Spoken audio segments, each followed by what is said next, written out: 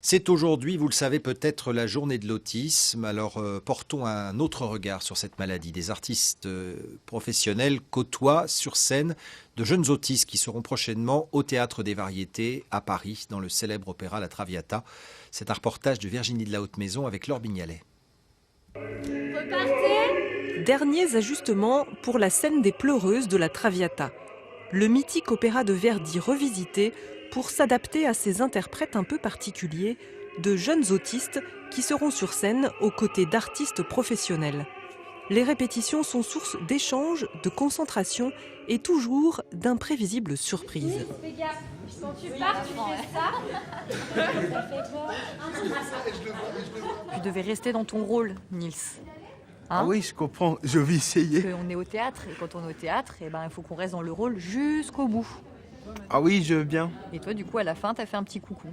Ah oui. Mais c'est pas grave, la prochaine fois, tu le feras pas. Non, c'est pas grave, d'accord. L'idée pour moi sur ce spectacle-là, c'est vraiment de mettre en valeur leurs propositions à eux, leur personnalité, leur univers. Parce que je trouve que c'est un univers très poétique. Il y a quelque chose d'assez pur en termes d'émotionnel.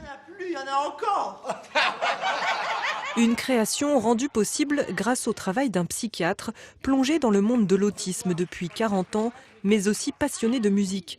C'est lui qui a réécrit la Traviata sur mesure pour ces jeunes qui n'en finissent pas de le surprendre. C'est vrai qu'ils ne sont pas très souvent applaudis, ces jeunes gens, il faut le dire. Voyez. Moi, écoutez, je les vois tous les jours à l'hôpital ou dans les établissements. Quelquefois, je ne les reconnais pas sur scène. Vous voyez.